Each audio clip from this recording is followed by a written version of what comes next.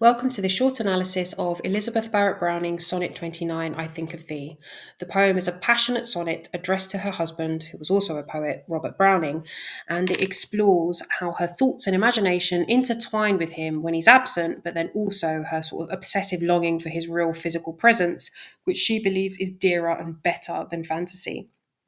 Barrett Browning wrote this sonnet as part of her collection Sonnets from the Portuguese in the mid-19th century. At the time, she was deeply in love with Robert Browning, but their relationship had to be conducted in secret because her father disapproved of marriage. They actually eloped in the end, so they ran away to get married, and then her father disinherited her. So these sonnets became her way of expressing feelings that she couldn't openly share. Structurally, the poem is a Petrarchan sonnet with 14 lines of iambic pentameter.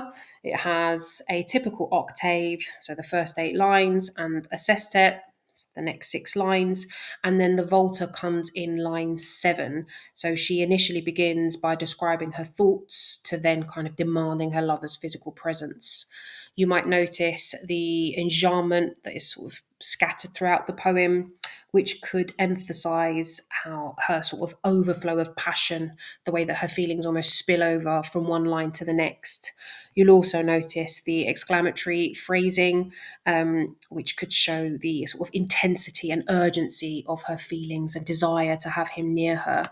So if we have a look at some of the key quotations, the poem opens with "I think of thee." That exclamatory phrasing shows her sort of excitement and passion for Browning. It's also in first person. This poem is a very personal poem. You know, Barrett Browning was speaking directly to her lover.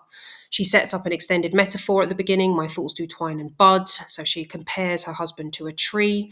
And, you know, this could imply the sort of naturalness of their love and the stability of their love, how their love is sort of destined to grow. There are lots of references throughout the poem in relation to him being compared to a tree or aspects of a tree, emphasizing the fact that it is an extended metaphor.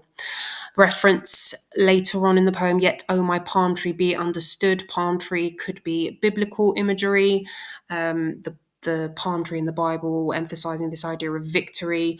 And so she might feel as though she has kind of, it's a victory that she is with him. It's symbolic of Browning's kind of consistency and importance in her life.